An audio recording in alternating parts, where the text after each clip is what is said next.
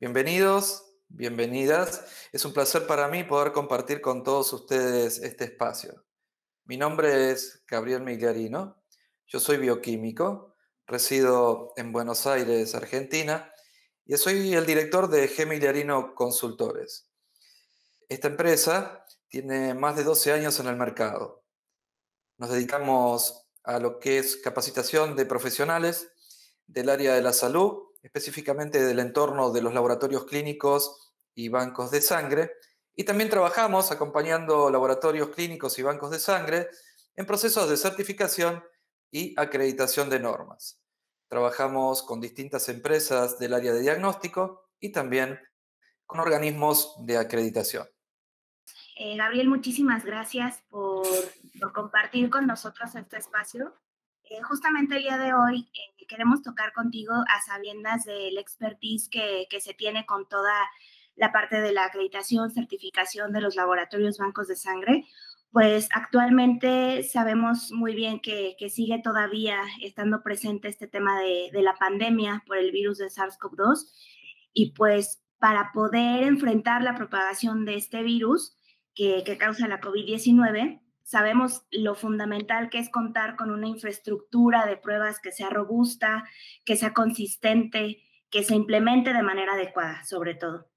Afortunadamente tenemos mucha más información que al principio de la pandemia, sin embargo, queda mucho por saber y resolver y justamente la idea de poder compartir este espacio es hacer un repaso sobre varios aspectos críticos que como miembros activos del sistema de salud debemos interpretar de manera correcta y con eso poder dar un servicio adecuado y sobre todo tener un conocimiento pleno de lo que actualmente está disponible para poder realizar estas pruebas. Hay actualmente muchos laboratorios que se han adentrado a la biología molecular para poder aterrizarse y tener oportunidad de ser partícipes en esta, pues en esta situación de la pandemia, en poder dar soluciones de diagnóstico en el mercado. Y pues el día de hoy justamente queremos compartir contigo toda la expertise que tienes para repasar este tipo de situaciones y de temas. Entonces, si podemos comenzar, Gabriel, tenemos por ahí algunas preguntas para que nos puedas apoyar con toda esta información y todo el conocimiento que hay previo. Excelente. Bueno, pues comenzamos. Gabriel, sabemos perfectamente que actualmente existen varias pruebas en el mercado para la determinación de SARS-CoV-2. Sin embargo, ¿podemos comentar, por favor, los tipos de pruebas que hay y sobre todo el enfoque que debe tener cada una de ellas? Sí, claro. Bien, si pensamos en una clasificación general de lo que son las pruebas disponibles en el entorno de lo que es el COVID-19, tenemos por un lado lo que son las pruebas virales y por el otro lado tenemos lo que son las pruebas de serología. Estas pruebas tienen distintos usos previstos y es muy importante que nosotros, como profesionales del laboratorio clínico o banco de sangre, tengamos bien claro para qué sirve cada una de estas pruebas. Comencemos con las pruebas virales, ¿no? Que tenemos dentro de lo que son las pruebas virales, tenemos las pruebas de NAT, por un lado, y después tenemos las pruebas de antígeno. Las pruebas de NAT son pruebas que son altamente sensibles y altamente específicas. El uso previsto de estas pruebas son pruebas para ser utilizadas como pruebas de diagnóstico. Es básicamente poder identificar de la mejor forma posible a individuos que son portadores de esta condición. Si nosotros logramos identificar individuos que son portadores de manera concreta, individuos que son portadores de esta condición, se disparan dos cosas, ¿no? Se permite tratar correctamente a la persona y a su vez minimizar lo que es la transmisión de esta condición, que es algo que está siendo muy crítico. Las pruebas de biología molecular han ido mejorando notablemente en lo que respecta a su diseño y básicamente permiten identificar uno o más genes de ácido ribonucleico para poner en evidencia la presencia de esta condición. Entonces, estas pruebas, las pruebas de NAT, de RT-PCR, son las pruebas que se utilizan como punto de partida para lo que es el diagnóstico. Tienen cosas a favor y tienen, como todas las pruebas, tienen algunos puntos que son críticos y tenemos que tener cuidado. Son pruebas que básicamente, en la mayoría de los casos, se llevan a cabo en el entorno de un laboratorio clínico. ¿Existen pruebas rápidas de NAT o de RT-PCR? Sí existen, pero la mayor parte de estas pruebas están implementadas en el entorno de un laboratorio clínico. Hecho que es muy positivo, ¿no? Porque estas pruebas son implementadas en un entorno de aseguramiento de la calidad, lo que permite asegurar que los resultados que se van a generar de estas pruebas son confiables. Estas pruebas, dependiendo de la complejidad de la prueba que se está trabajando y de la estructura del laboratorio donde se está montando, tienen una demora en la entrega de resultados que puede oscilar básicamente entre 1 y 3 días. Aunque algunos de los montajes de pruebas de biología molecular que se trabajan en dispositivos point of care pueden generar resultados entre 15 y 45 minutos, lo cual eso es bueno. Entonces, ya estamos claros con las pruebas de NAT, de biología molecular. Por otro lado, tenemos las pruebas de antígeno, ¿no? Que son pruebas de inmunoensayo que detectan antígeno viral específico del SARS-CoV-2. Estas pruebas también son altamente sensibles y altamente específicas, pero si bien tienen prácticamente la misma especificidad que tienen las pruebas de NAT, son un tanto menos sensibles. Por lo tanto, tenemos que tener un poquito de cuidado con estas pruebas. Eso sería lo que deberíamos tener en cuenta, pero tienen otros puntos a favor. ¿Qué puntos tienen a favor?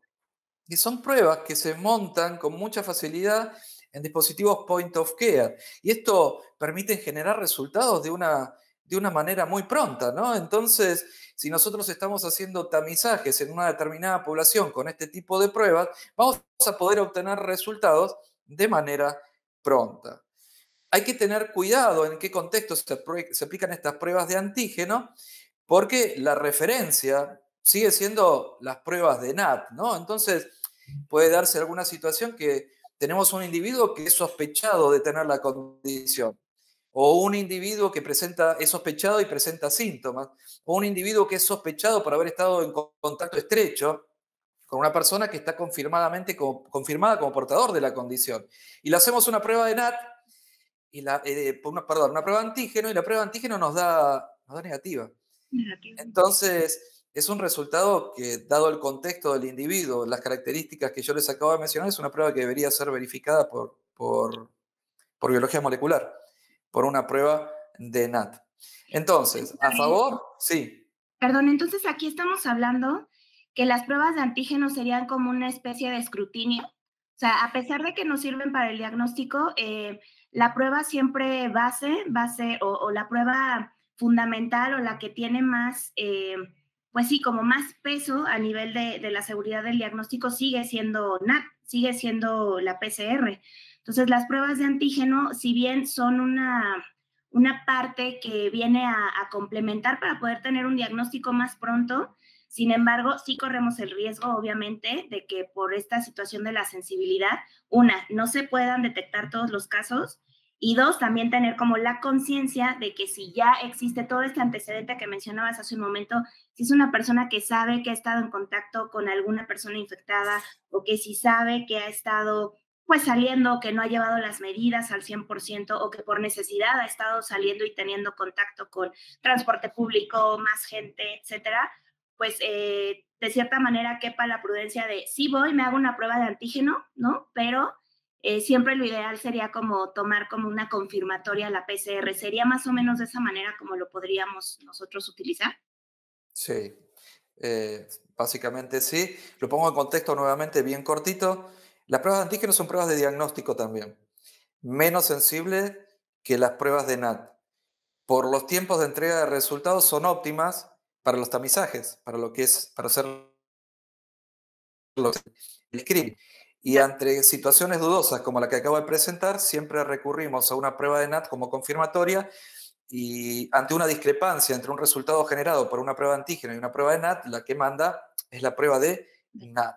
Entonces, habiendo terminado con esto que son lo de las pruebas virales, por otro lado tenemos las pruebas de serología, ¿no? Que cada vez más van tomando importancia. Al principio el manejo de las pruebas de serología era muy confuso.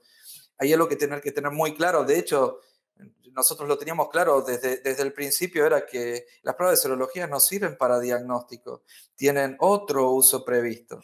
Así como ese error se cometía en un principio, ahora eh, no existe certeza que un resultado positivo de una prueba de serología sea representativo de un paciente inmune, que ya sea, Que que ya tenga haya tenido inmunidad. COVID. Ujú. Claro, si ustedes van leyendo todo lo que es literatura actual, se van dando cuenta que todavía se va teniendo cierto cuidado con respecto a decir que un resultado positivo por una prueba de serología implica una inmunidad. Eso no se puede, todavía no existe certeza ni se puede aseverar.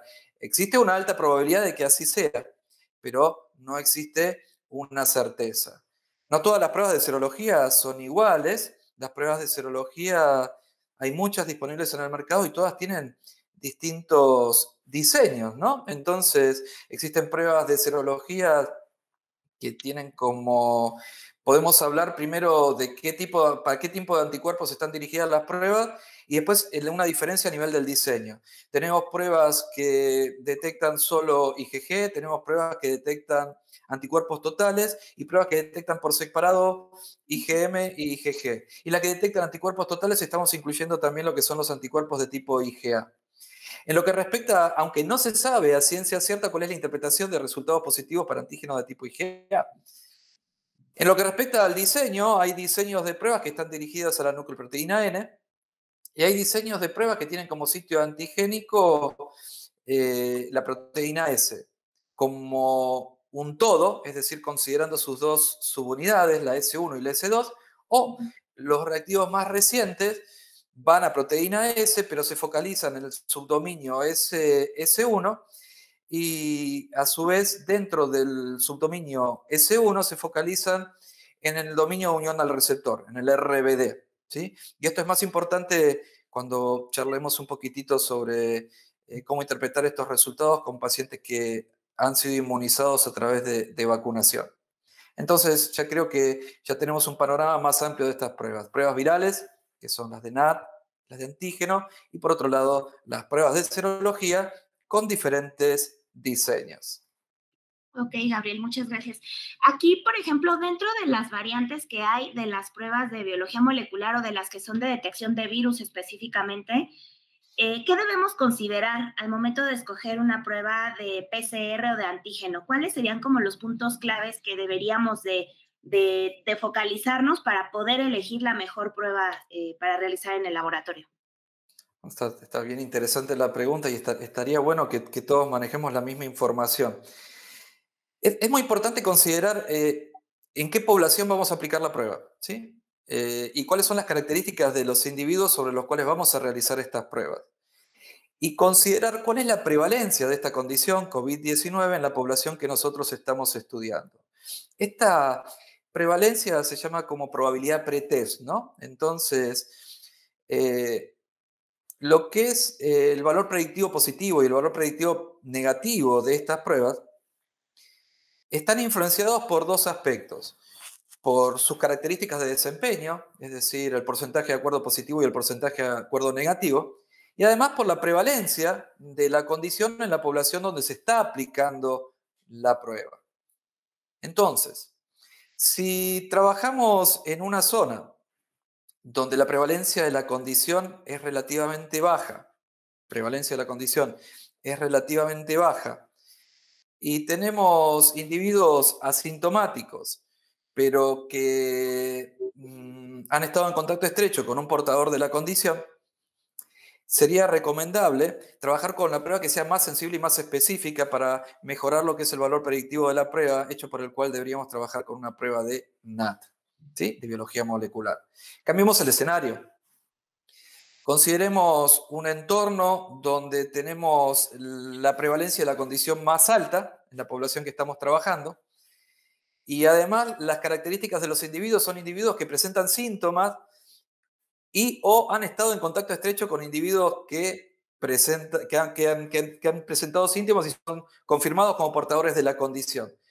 En esos casos y en esas circunstancias, lo que necesitamos son resultados rápidos de las pruebas y una prueba de antígeno en este entorno puede andar muy bien, ¿sí? Puede andar muy bien. Básicamente porque la prevalencia es alta y el individuo es altamente sospechado de ser portador de la condición, entonces esa prueba de antígeno va a andar y va a funcionar bastante bien. Como mencionamos hace un ratito, las pruebas de antígeno funcionan muy bien para lo que son los tamizajes sobre una población donde la prevalencia de la condición es considerada ser de media a alta. ¿Sí? Recordemos siempre lo que hablamos hace un ratito, que siempre para resultados sospechosos de una prueba de antígeno podemos recurrir a las pruebas de NAT, es decir, a las pruebas de biología molecular. Entonces creo que planteando los escenarios que hemos planteado, queda bastante claro cómo escoger entre una prueba de antígeno y una prueba de biología molecular. Y recalcar algo que ya dijimos, ¿no? Siempre ante una discrepancia en los resultados entre pruebas de antígeno y pruebas de NAT, la que manda, o sea, la que va a terminar tomando la decisión es la prueba de NAT. Ok, y por ejemplo, ahora respecto a las pruebas de anticuerpos, digo, este tema va a ser también muy interesante porque actualmente, pues, bueno, así que, ¿qué pasa con el desarrollo de los anticuerpos? O sea, ¿qué información existe sobre el desarrollo de anticuerpos e inmunidad? Todo el mundo está pensando, bueno, ¿cómo voy a asegurar después de vacunarme que la inmunidad ha sido alcanzada? ¿Qué tipo de pruebas se tendrían que utilizar al momento es una persona que ya tuvo la infección y entonces ya tuvo una recuperación? ¿Cómo se manejarían este tipo de pruebas y qué tipo de información nos arrojarían en cada uno de los casos? Súper interesante el tema, ¿no? Porque el tema de las pruebas de serología, las pruebas de anticuerpos es un antes y un después de la vacunación, ¿no? Entonces, tenemos que empezar a ser bien cuidadosos con la interpretación de los resultados de estas pruebas. Se supone que una persona inmunocompetente en etapa temprana desarrolla una respuesta inmunitaria adaptativa después de la infección a SARS-CoV-2. Eso siempre que la persona sea inmunocompetente, ¿no? Esta respuesta va a ser mejor o peor dependiendo del estado del sistema inmune de la persona. Eh, en, esta, en esta respuesta inmune se van a generar anticuerpos contra la nucleoproteína N y se van a generar anticuerpos también contra la proteína S, como un todo y en sus componentes. El dominio de unión al receptor de la subunidad de la proteína S1 es fundamental, ¿no? Es fundamental entender cómo trabaja el virus para entender la generación de anticuerpos y entender el mecanismo de los diseños de la vacuna que se están aplicando. Voy a decirlo más despacito. El dominio de unión al receptor, RBD, está dentro del subdominio S1 de la proteína S del virus. Este sitio es el que va a terminar acoplando al puerto de la enzima convertidora de angiotensina, que es la que le da la entrada al virus a la célula y dispara la enfermedad y dispara la infección. Todo lo que son anticuerpos neutralizantes están orientados básicamente al RBD, ¿sí? Y de hecho, los diseños de las vacunas que están disponibles apuntan a generar anticuerpos contra este sitio, ¿no? Contra el RBD para impedir que el virus pueda infectar y contaminar las células. Los anticuerpos que se generan, o sea, en una inmunidad frente a la presencia del virus en un individuo, son de tipo IgM, de tipo IgG y de tipo IgA. Contrariamente a lo que nosotros estamos acostumbrados, los anticuerpos IgM e IgG se disparan aproximadamente de manera casi paralela. Apenitas un poquito antes los IgM que los IgG. Y otra situación que es importante destacar es que los de tipo IgG perduran un poquito más en el tiempo que los que son de tipo IgM. Por eso es importante comprender el diseño de las pruebas que se están utilizando. Tampoco se sabe, una vez que se generan los anticuerpos, qué tanto tiempo van a perdurar esos anticuerpos en el individuo. Ujú, Entonces, eso es extremadamente importante y genera dudas razonables, ¿no? A todos los que estamos trabajando con todo esto. Ahora, claro. así como no existen certezas con respecto a eso, sí existen certezas sobre que personas que han desarrollado anticuerpos por una primera infección a SARS-CoV-2 son menos susceptibles a volver a desarrollar una nueva infección, aunque todos sabemos que existen casos reportados de nuevas infecciones en Ujú, personas que han sido portadamente de la condición, pero es menos probable que esto ocurra. Entonces, miren qué es lo que ha pasado y por qué es tan importante empezar a entender muy bien el diseño de estas pruebas de anticuerpo, ¿no? ¿Qué prueba de anticuerpo estamos utilizando? Supongamos que hay un individuo que nunca ha sido vacunado y le hacemos una prueba de anticuerpo. Lo primero es saber cuándo hay que hacer la prueba de anticuerpo, porque sabemos que los anticuerpos se empiezan a generar entre la primera y la tercera semana, habiendo certeza de que vamos a detectar anticuerpos de manera fehaciente después del día 14-15 y con mayor seguridad en la tercera semana post aparición de síntomas. Entonces, supongamos que tenemos un individuo que no ha sido vacunado y se le hace una prueba de anticuerpos. Cualquier prueba que apliquemos que dé positivo a anticuerpos, ya sea con un diseño S1-RBD o un diseño N, va a indicar que ese individuo ha cursado la condición. En algún momento ha cursado la condición. Cursó la condición. ok. Ahora, ¿qué ocurre con un individuo que ha sido vacunado? Eh, entonces, recordemos un poquitito lo que les estaba contando hace un ratito, que los diseños de las vacunas están orientados a generar anticuerpos neutralizantes contra el RBD, que está en la subunidad S1 de la proteína S. Entonces, si nosotros a ese individuo que ha sido vacunado y no sabemos si antes fue portador de la condición, le hacemos una prueba cuyo diseño antigénico está orientado a detectar anticuerpos S1-RBD, y ahí hipotéticamente podríamos pensar en un proceso de inmunización provocado por la vacuna. Ahora, si a ese mismo individuo le hacemos una prueba de anticuerpos que está diseñado contra proteína N, no contra proteína RBD de S1, contra proteína N, y la prueba nos da negativa, ¿qué implica? Implicaría que los anticuerpos que tiene son productos de la vacunación y no hubo una infección anterior. Ahora, si ese individuo que está vacunado, ¿sí? Y nosotros le hacemos una prueba de anticuerpos a proteína N y la prueba nos da positivo, ¿saben qué significa? Significa que el individuo había cursado la condición antes del proceso de la vacunación. Por eso es tan importante empezar a entender todo este jueguito. Ahora, la FDA acaba de autorizar un ensayo de neutralización, pero no hay estudios clínicos que aseveren que todavía que nos puedan asegurar que esos anticuerpos que va a detectar esta prueba son generalmente para cuantificar el nivel de inmunización. Entonces, eso es importante de manejar con respecto a las pruebas de anticuerpos. Claro, entonces al final se entendería que las pruebas que van saliendo y que se van presentando en el mercado, pues terminan siendo complementarias, ¿no? O sea, las pruebas de anticuerpos que mencionamos en este momento, pues están tanto las dirigidas a N como las dirigidas a RBD de la proteína S1. Sin embargo, entre ellas, cuando se hace un análisis de los resultados en conjunto, ya se puede encaminar mucho mejor en cuál es el punto en el que se encuentra el paciente, si ya se infectó y se recuperó, si solamente tuvo la vacuna o si a lo mejor es una reinfección. O sea, si hay manera de que entre ellas se complementen de tal forma que arrojen mucha más información respecto a la condición actual que está teniendo ese paciente.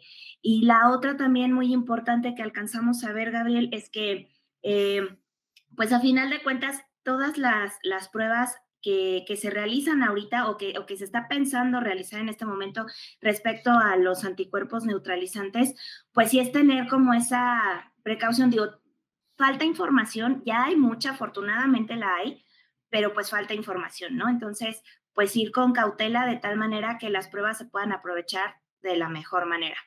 Ahora, dentro de todas estas pruebas que estamos conversando, sabemos que con base a esta información, pues al final de cuentas terminan siendo determinaciones analíticas que se montan en un laboratorio clínico. Y como cualquier prueba que se realiza en un laboratorio, que se hace en un instrumento que es un procedimiento de medida, cada que hacemos una medición, esta medición puede presentar un cierto porcentaje de error al momento de realizarla. Entonces, ¿cómo podemos nosotros, todas estas pruebas, asegurar que realmente el laboratorio las realiza de manera correcta? Que los resultados generados por las pruebas de detección de SARS-CoV-2 o las pruebas de detección de anticuerpos realmente cumplen los criterios de calidad adecuados. ¿Cómo podemos asegurar esa parte? Bien. Entonces, me encantó el resumen que hiciste porque es muy válido, ¿no? Para llegar a esta pregunta, ya se supone que ya sabemos cuáles son las distintas pruebas y en qué momento tenemos que aplicar cada una de estas pruebas. Sabemos que las pruebas virales se aplican al inicio, sabemos que las pruebas de NAT son más sensibles que las pruebas de antígeno, sabemos que las pruebas de antígeno pueden funcionar muy bien en un entorno de alta prevalencia con individuos sospechados y para tamizajes. Sabemos que las pruebas de anticuerpos funcionan muy bien entre la segunda y la tercera semana y con certeza después de la tercera semana. Todo eso lo sabemos.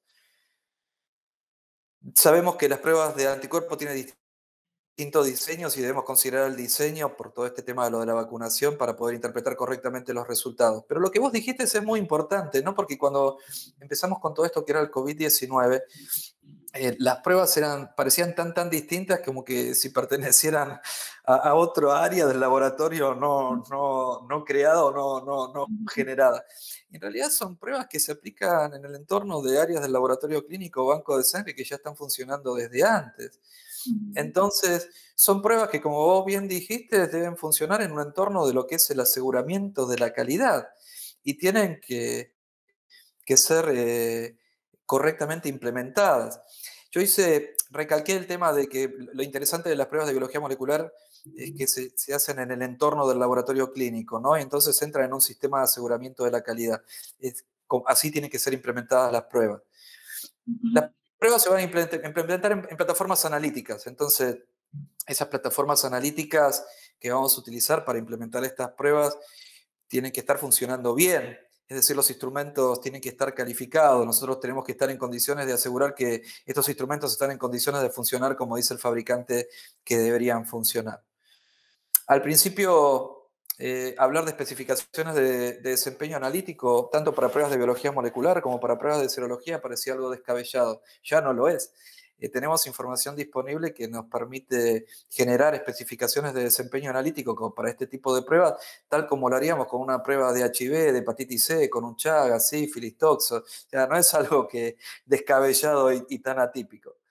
Entonces, como haríamos con ese tipo de pruebas, después de definir estas especificaciones de desempeño analítico, tenemos que verificar estos procedimientos de medida. Mira, son tan críticos los resultados que generan estos procedimientos de medida que, así como con otros procedimientos de medida, es fundamental que podamos asegurar que esos procedimientos de medida tienen un desempeño estable y cuando trabajan de manera estable pueden generar resultados que aportan valor al cuidado de la salud del paciente. Entonces, tienen que ser verificados antes de comenzar a informar resultados de pacientes.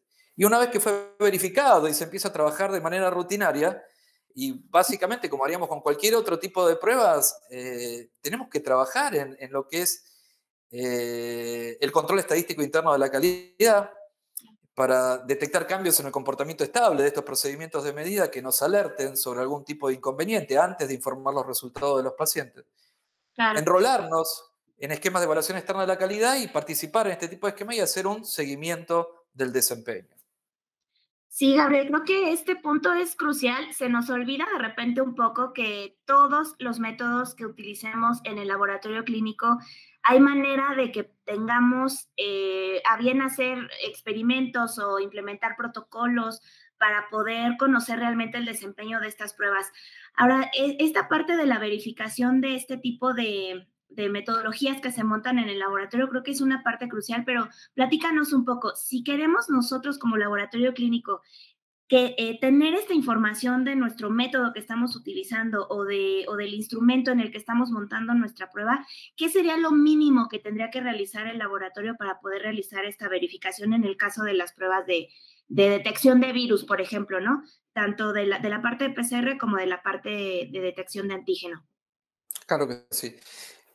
Comparto totalmente el comentario tuyo. Es fundamental que estas pruebas sean verificadas. Recuerden que en el inicio de la pandemia, estas pruebas sean introducidas al mercado con validaciones, entre comillas, vamos a decir así, entre comillas, incompletas, ¿no? Decían, permitimos que las larguen al mercado con esta validación porque sabemos que se necesitan estas pruebas con urgencia.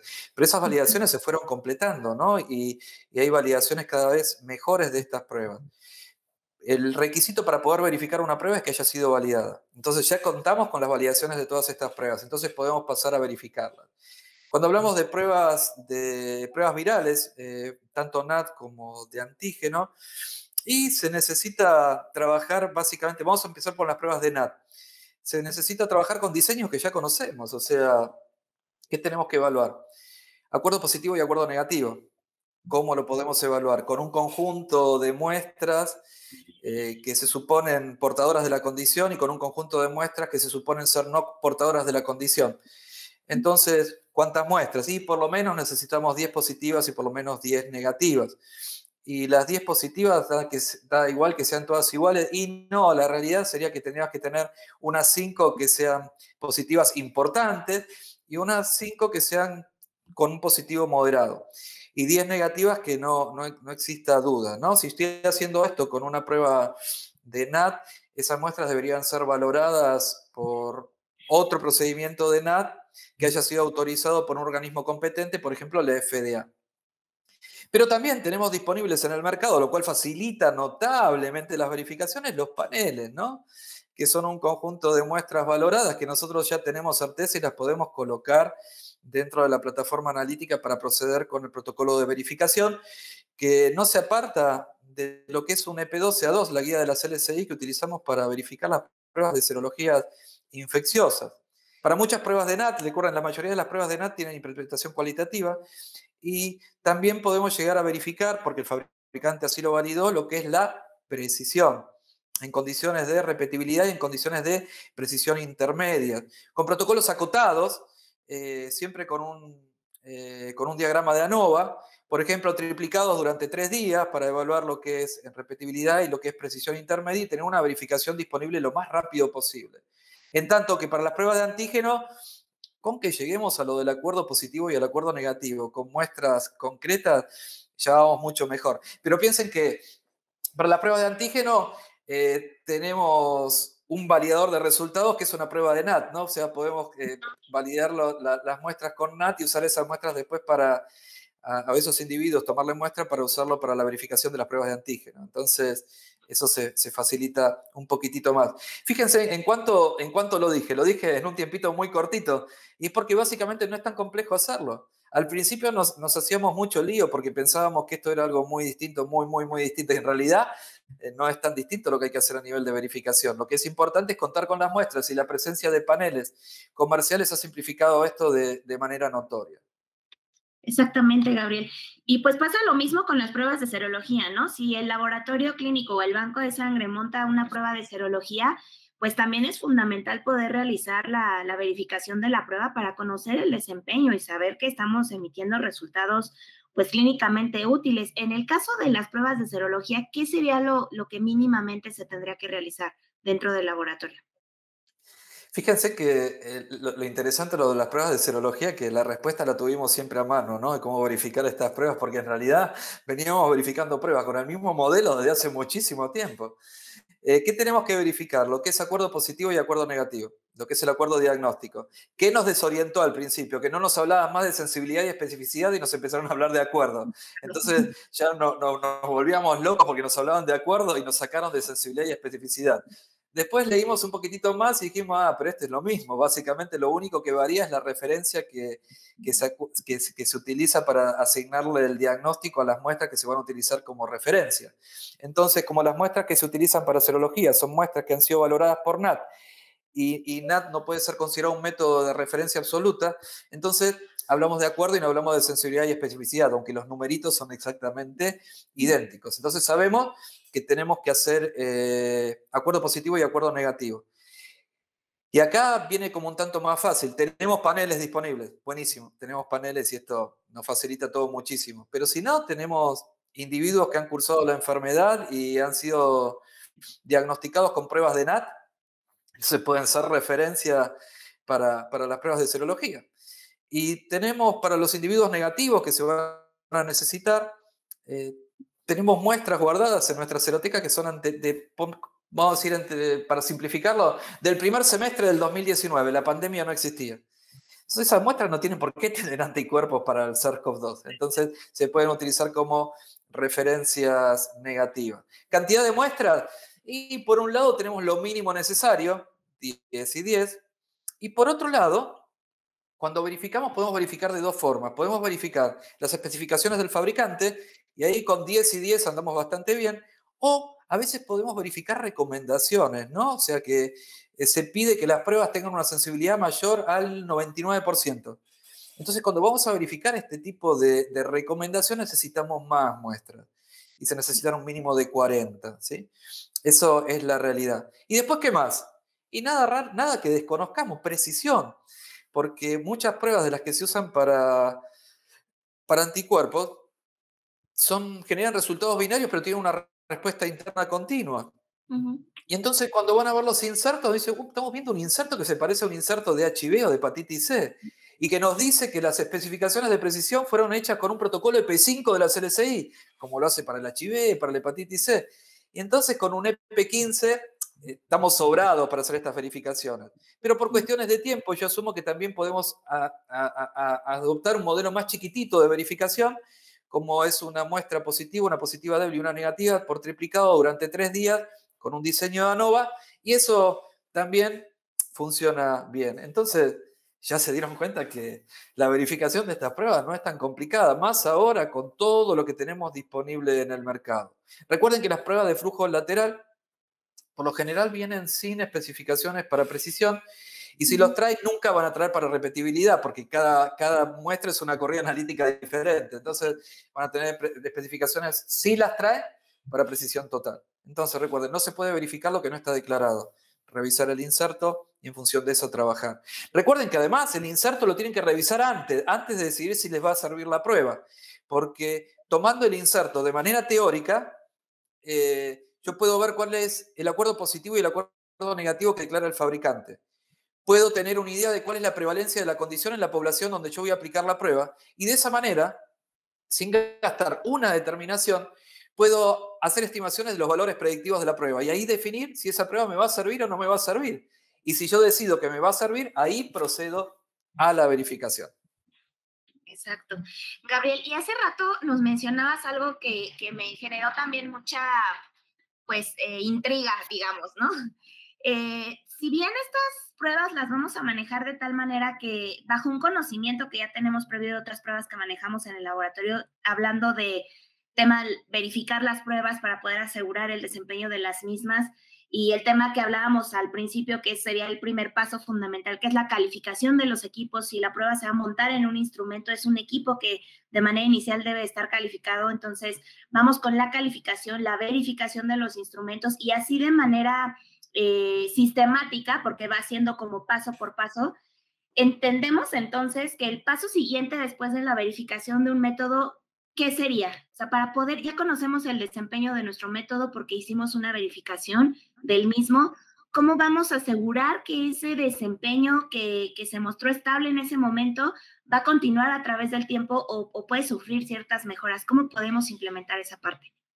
Excelente, con algo que ya sabemos, con algo que ya manejamos, y es algo que no es nuevo, es implementando un esquema adecuado de control estadístico interno de la calidad y participando en esquemas de evaluación externa de la calidad. Muchas de las pruebas de serología traen sus propios controles, lo que son controles de primera opinión, que son mandatorios o ejecución para la liberación de la corrida analítica. Pero es fundamental, como lo hacemos con las pruebas de serología, que tratemos de trabajar con controles de tercera opinión desafiantes para poder hacer un seguimiento del desempeño del método en función del tiempo.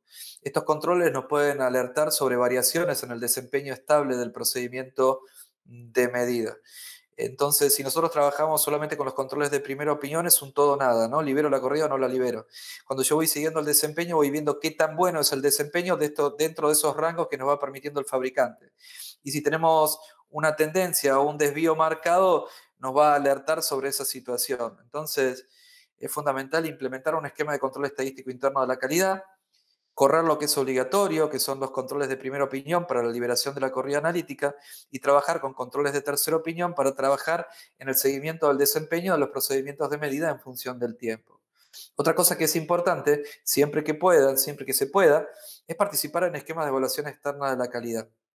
Y si no tenemos esquemas disponibles donde nosotros estamos, es participar en esquemas de comparación interlaboratorio como los que nos recomiendan una guía de la CLCI para armar comparaciones alternativas. Entonces, fíjense en lo interesante de esta charla, ¿no? Cuando hablamos de lo que es verificaciones, estamos hablando de cosas que ya sabíamos y ya manejábamos. Y cuando hablamos de control estadístico interno de la calidad, estamos hablando de cosas que ya sabíamos y ya manejábamos. Si a esto que ya sabíamos y ya manejábamos, les agregamos los conocimientos nuevos, que es saber cuándo utilizar cada tipo de prueba y en qué contexto aplicar cada tipo de prueba. Y si vamos específicamente a las pruebas de serología, escoger la prueba correcta, el diseño de prueba correcta para lo que yo quiero usar la prueba, ya tenemos un panorama muy alentador y mucho, mucho mejor que el que teníamos al inicio de esta pandemia. Claro, completamente de acuerdo, Gabriel.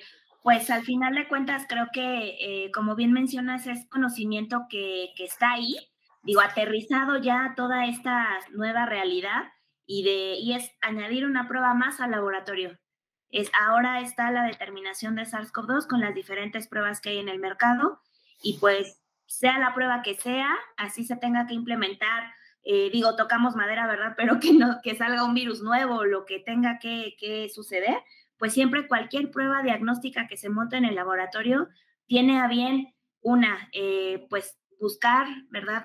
Justamente con ese diagnóstico apoyar a que la pandemia se vaya llevando a cabo de tal manera que se pueda aportar a la recuperación de la salud de los pacientes en la medida de lo posible. Y la otra es, bueno, si ya lo voy a ocupar o ese es el fin de la prueba, pues voy a asegurarme que la prueba funciona de manera correcta. Y para eso también hay información y también hay conocimiento que podemos adquirir o que ya incluso lo hemos adquirido, que se puede aterrizar para estas pruebas. Gabriel, muchísimas gracias. Como siempre, es un placer contar con tu apoyo, con todo tu conocimiento y pues te agradecemos muchísimo tu tiempo, el espacio y con toda esta información que es tan importante y relevante con la situación actual que está a nivel mundial y pues sobre todo para que todos los que nos van a acompañar en esta entrevista pues tengan a bien contar justamente con este resumen bastante objetivo e interesante de lo que está sucediendo a nivel de las pruebas en el laboratorio para la determinación de SARS-CoV-2. Muchísimas, muchísimas gracias. Bien, el agradecido soy yo. Muchas gracias por invitarme, por convocarme. Disfruté muchísimo esta actividad. La conversación fue muy fluida y muy agradable y espero que todo lo que hemos charlado y conversado pueda ser de utilidad para todas las personas que vayan a escuchar esta entrevista. Muchas gracias.